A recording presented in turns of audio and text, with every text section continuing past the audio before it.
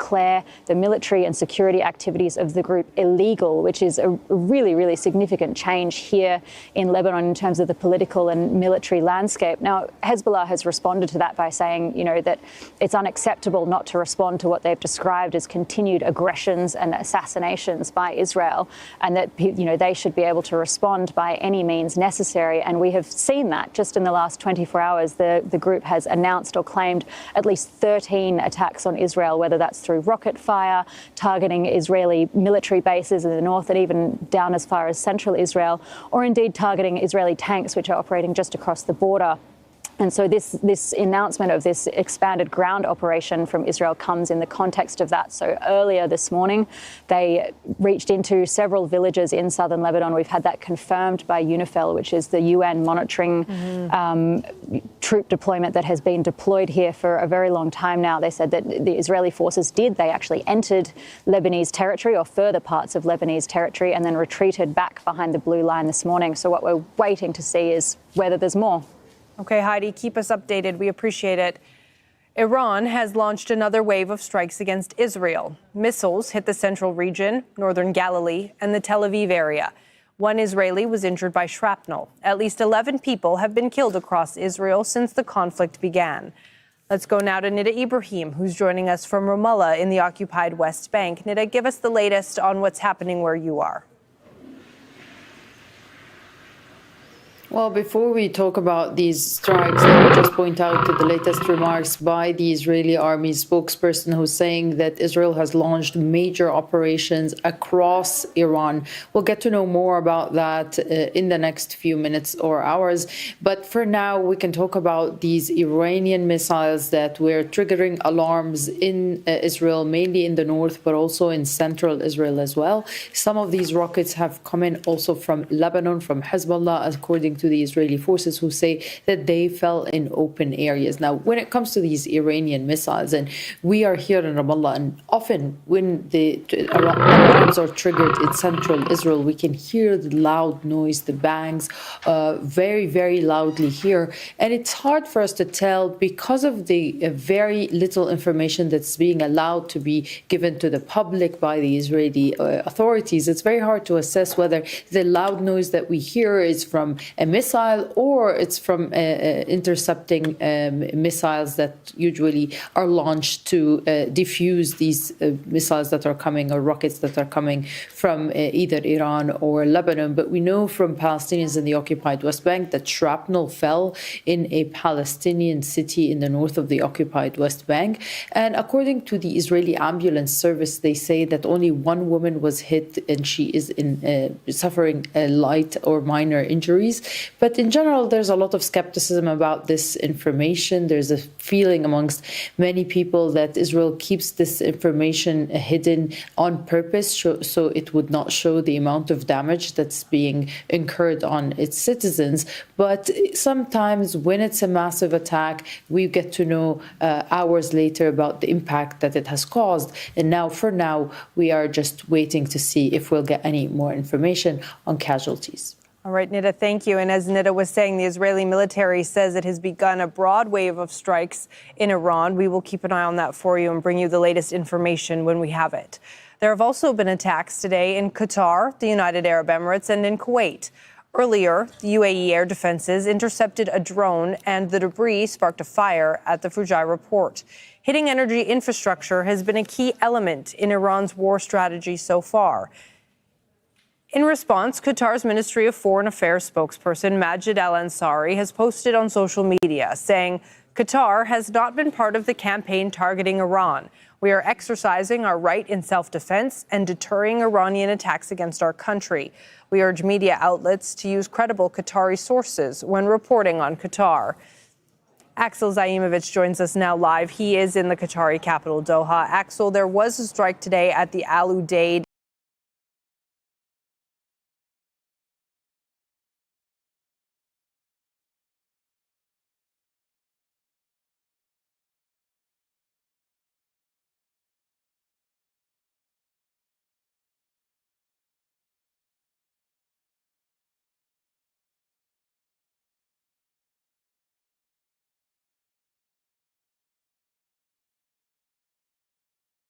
by the U.S. Army, but also it's a home for thousands of U.S. personnel based here in Qatar.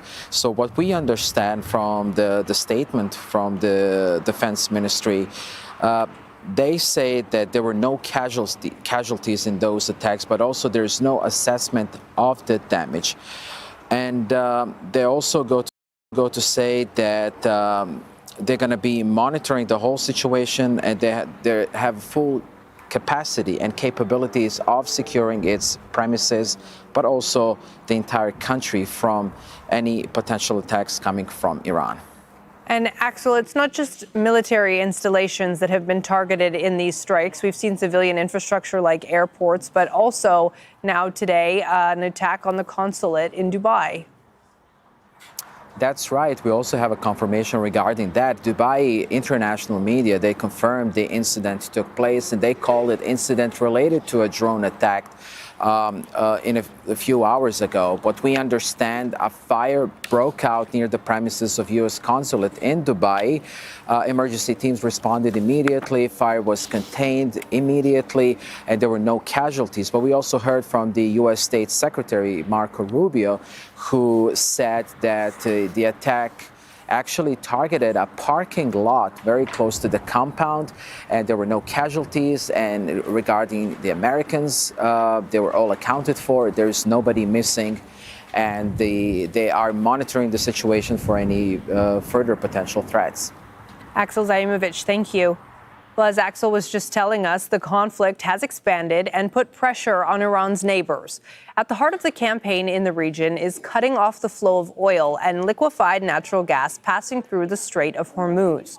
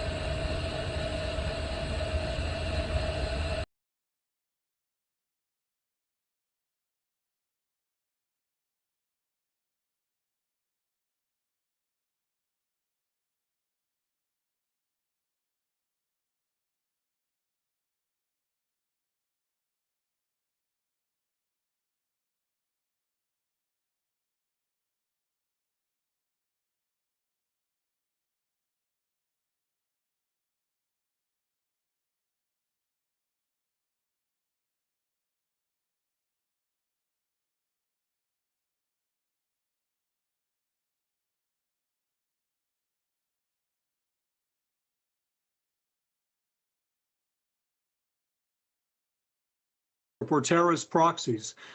Israel has degraded Hezbollah, Hamas, the Houthis, the Iraqi militias are now being targeted.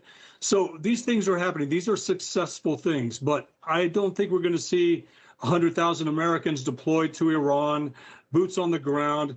And the targets, when we talk about running out of munitions, the targets on the ground, the static ones, have been hit already. Now we're on targets of opportunities. But we have to stop spending a $2 million missile, using a $2 million missile to take out a $50,000 drone that Iran has, tens of thousands of them, the Shahed drones. Those are the ones that are attacking oil and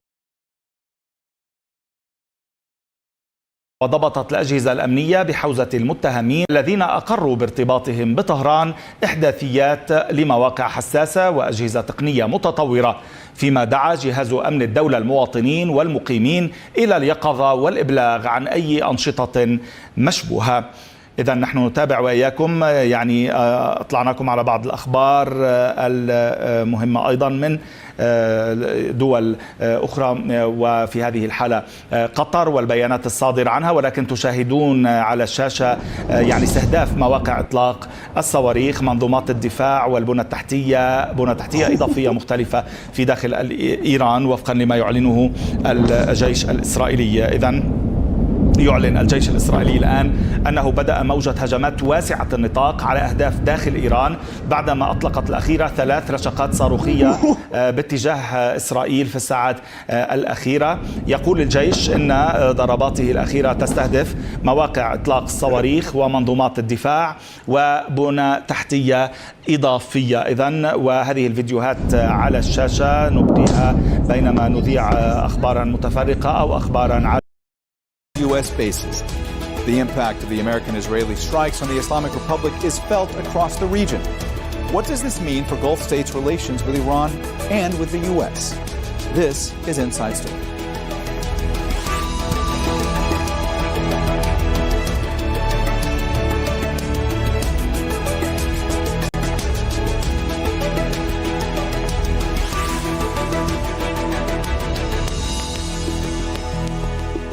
Hello and welcome to the program. I'm Mohammed Jamjoom.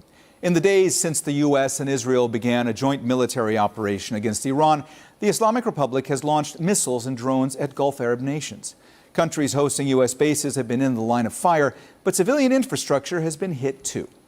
Relations between Iran and Gulf states have varied since the Islamic Republic was born of the 1979 revolution. Some, such as Qatar and Oman, have enjoyed friendly ties, others less so. But all are under severe strain now, in the midst of events barely imaginable a week ago. Gulf countries pushed hard for a diplomatic solution from the nuclear talks between the U.S. and Iran, a process shattered by U.S. and Israeli bombs on Saturday. So why has Iran decided to attack its neighbors? What are the implications for the region and for relations between Gulf states and Iran? And what about Gulf nations' alliances with the U.S.? We'll speak to our guest shortly, but first, this report from Perry Wilton. Qatar, Bahrain, the United Arab Emirates, Oman, and Saudi Arabia, all targeted by Iran.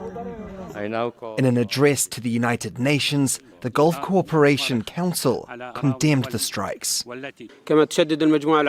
These attacks come at a time when mediation and de-escalation efforts are intensifying in Arab countries, prioritizing political solutions and dialogue. This escalation is therefore unjustified and undermines efforts to establish security and stability. Terrorizing and targeting civilians in countries seeking peace is an abhorrent crime. This attack constitutes a flagrant violation and an unacceptable act in every respect. Iran says it's targeting U.S. assets in response to the joint offensive by Israel and the U.S. that began on Saturday. All the countries hit housed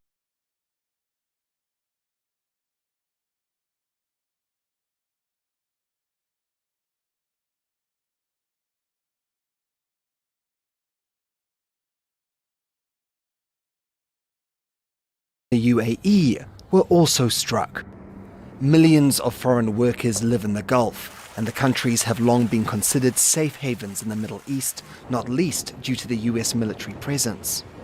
But now, schools and businesses are closed, flights are disrupted, and people are leaving. The conflict has caused energy prices to soar. Strikes in Qatar and Saudi Arabia shut down gas and oil production. And Iran says the Strait of Hormuz is closed. Around 20% of global energy supplies passes through the narrow waterway. Qatar has had good relations with Iran in the past. They share the world's largest natural gas field.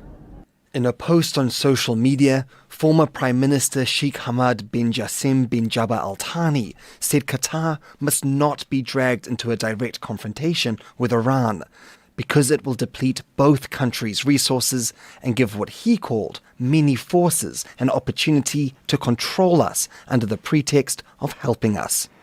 For every day the strikes continue, the costs are rising, both regionally and globally. Perry Wilton, Al Jazeera, for Inside Story. All right, let's go ahead and bring in our guests. From Riyadh, we're joined by Abdulaziz Al Ghashian, a senior non-resident fellow at the Gulf International Forum. Badr Saif is a professor at Kuwait University.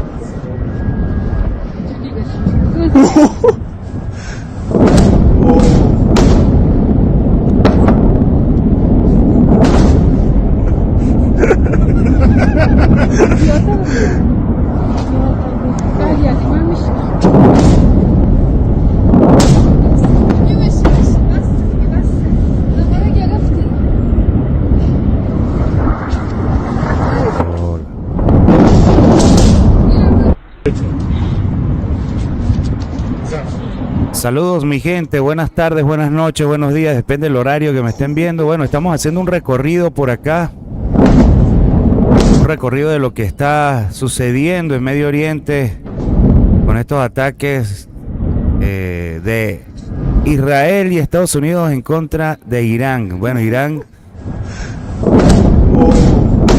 ya ha bombardeado más de 15 países, es una escalada bélica sin precedentes, ¿no? En las últimas décadas. Mucha gente pues no le está prestando atención a lo que está sucediendo y verdaderamente es algo peligroso, ¿no? Para la continuidad social, ¿no? de la vida humana. Mucho peligro con todo ese armamento nuclear que está... bueno, en este momento, pues allí, ¿no? A solo pulsar un botón, como quien dicen por ahí. Saludos a los que se vienen uniendo, por favor. Les pido de corazón que compartan el video, suscríbanse al canal si no se han suscrito. Hace tan solo unos 45 minutos dejé de transmitir en mi otro canal, ¿no? De YouTube. Y hubo algunos bombardeos en Beirut, en el Líbano. Ahorita estamos revisando lo que es X, la red social, se suben videos. Pero sí, está un poco... hay mucha tensión en el ambiente, mucha tensión. Bueno, aquí vemos al presidente Netanyahu. Warheads, but they don't say death to America.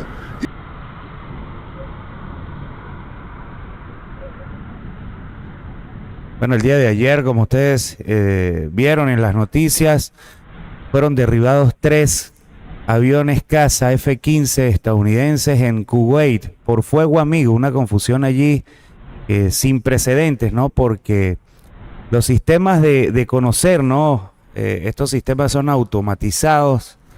Los sistemas de conocer a los aviones aliados o aviones amigos, pues falló. Y fueron derribados 3 aviones. Bueno, cada avión F-15 lleva piloto y copiloto, 6 ocupantes, ¿no? En los 3 aviones, pero los 6 ocupantes sobrevivieron. Aún no han dado, el gobierno de Estados Unidos no ha dado una comunicación oficial de lo que fue este derribo por fuego amigo.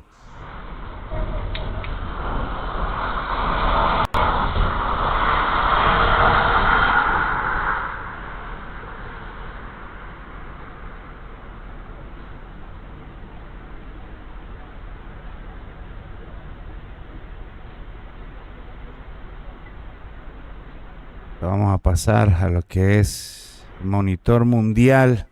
Por acá tengo un mapa de lo que es las zonas en conflicto. Bueno, vemos Ucrania, la zona de Irán. Ahí estamos en DEFCON 3. Prácticamente hay un 33% de probabilidad que en este momento o en las próximas horas existan nuevos ataques. Hay que resaltar algo, ¿no? De que la capacidad de respuesta de misiles de Irán ha bajado en más del 50% de lo que es de ayer. A lo que va a la hora de hoy, ¿no? Son las 6:52 del 3 de marzo, hora de Ecuador. Bueno, ya es de madrugada en lo que es el Medio Oriente. Creo que son 8 horas, ¿no? Son como las 4:30 de la mañana, más o menos, 2:30, por allí. Ustedes saquen la cuenta. Pues solo el día de hoy iban 22 misiles por parte de Irán, ¿no? Cuando el día 2 fueron más de 90. Según el gobierno de Estados Unidos, pues han bajado lo que son, ¿no? los ataques, porque han acabado certeramente donde salen los misiles iraníes. Ok, esos drones que ustedes están viendo. Saludos Marta, saludos Rosy, gracias por estar. Akita, saludos.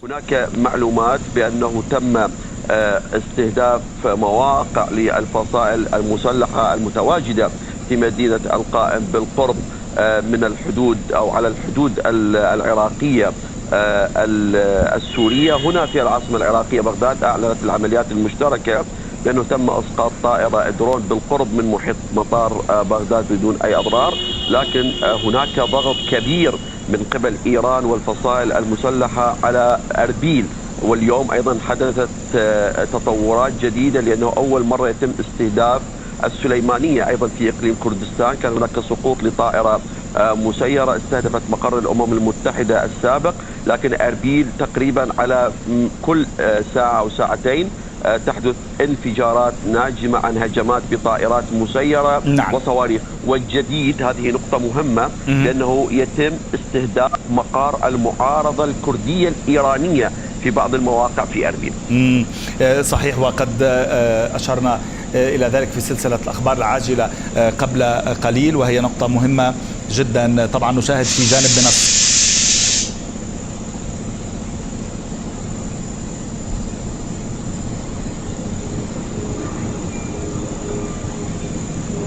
Bueno, ahí lo que está viendo en pantalla son varias cámaras, ¿no? En vivo, en Tel Aviv, Israel, al norte de Israel, en Beirut, en Doha, en Qatar. Recuerden de que Irán, pues, ha bombardeado diferentes vecinos, como Emiratos Árabes Unidos, Jordania, Qatar.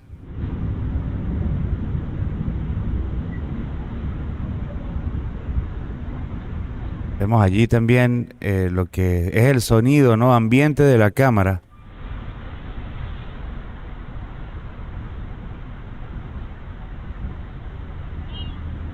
En Doha, Qatar, bueno, ya está amaneciendo.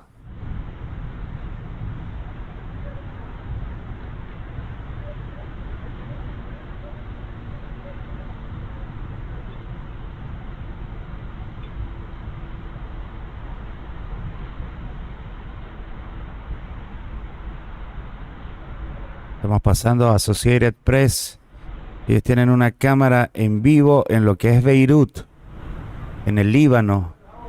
Allí ustedes ven, lo que ven allí como humo fue hace algunas horas, donde cayeron algunos misiles por parte de Israel. Presuntamente fue quien los envió.